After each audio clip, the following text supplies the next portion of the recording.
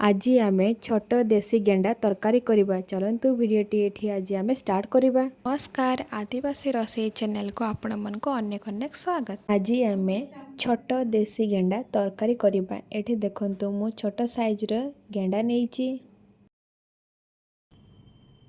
छोट गेंडा को आमे पत्थर सहाय्य रे ताको छेंचिबा जेमिति तार ऊपर खळटा जेमिति भांगी जीवो।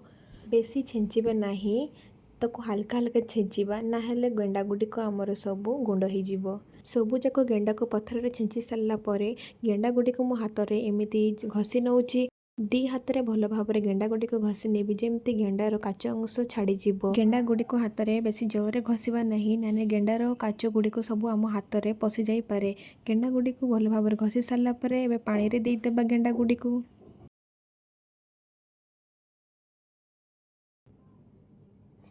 एठी देखंतु गेंडाटी आपन को गोटे छड़ाई की देखौची।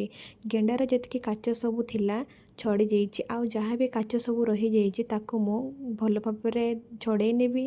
एठी देखंतु गेंडार मुंड पाखरे गोटे काच लगिछि ताको हम नख साजरे छड़ाई देबा। देखंतु गेंडाटी मो केते भल भाव रे छड़ाई देली। आ गोटे गेंडा मध्ये मो आपन मन को छड़ाई की देखौची। सबु जाक गेंडा गुडी को मु से सेम प्रोसेस रे भल भाव रे सफा करिकि नेबी।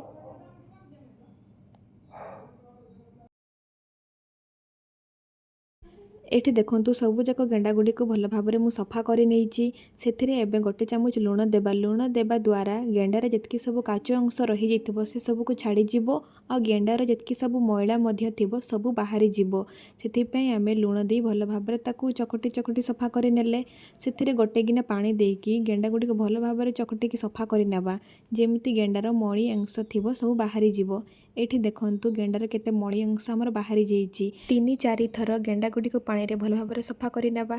सफा करि सारला परे एठी आपण देखंतु जे गेंडाटी हमर केते सफा देखा जाउछि आ गेंडाटी मध्ये हमर भल भाव रे सफा जाइछि। आपण माने जदि जानि नांती लूण देई गेंडा सफा करा जाय त निश्चय दिन घरे आपण सफा करंतु लूण देई।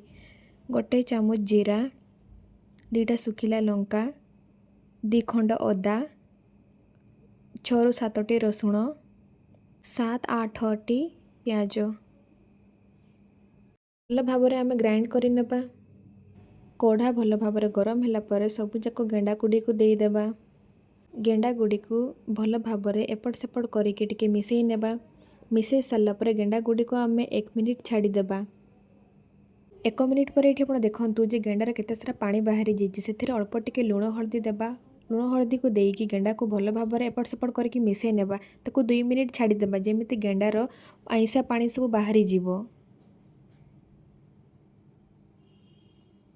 2 मिनिट पर एठी आपण देखंतु जे केते सारा गेंडार हमर पानी बाहरी जाइछि। ताको एपट सेपट आउ टिके मिसेई नेबी। ताको आउरी 2 मिनिट छाड़ी देबी जेमिति आइसो पानी सब सरी जीवो। एठी देखंतु गेंडार जतकी सब आइसो पानी थिला सब सरी जाइछि आ गेंडा गुडी को पूरा सुखी जाइछि। एठी आपण माने देखि पारुथिबे जे गेंडा गुडी को हमर बिल्कुल कढ़ारे लागि नाहंती सब गुटा गुटा होय रहिछि। सबु जाक गेंडा गुडी को गुटे प्लेट रे काढी नेबा। कोढ़ा भल भाव रे गरम होला परे सेथिरे सरिष तेल देई देबा। सरिष तेल भल भाव रे गरम होला परे सेथिरे एबे आमे पेस्ट कर रखिथिबा मसला और 2टा कंचा लंका को देई देबा। तेल सहित मसला को भल भाव रे कसी नेबा एपट सेपट करिकी। अल्प टिके पानी दी मसला को भल भाव रे कसी नेबा एपट सेपट करिकी ताको फुटिया पई छाड़ी देबा। मसला हमर हल्का फुटी गलानी सेथिरे एबे हम अल्प टिके गरम मसला देबा। गरम मसला देके मसला को भल भाव रे कसी नेबा। सेथिरे एबे कटा टमाटो देई देबा। टमाटो को मसला सहित भल भाव रे कसी नेबा एपट सेपट करिकी।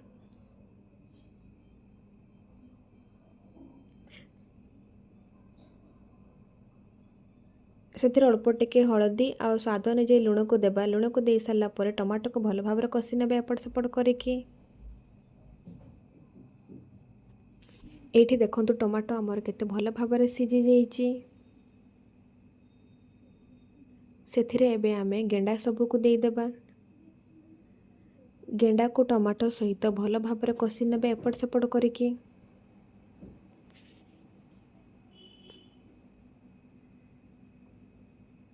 गेंडा गुडी को टमाटो मसला सहित भल भाव रे कसी नेबा 2 मिनिट।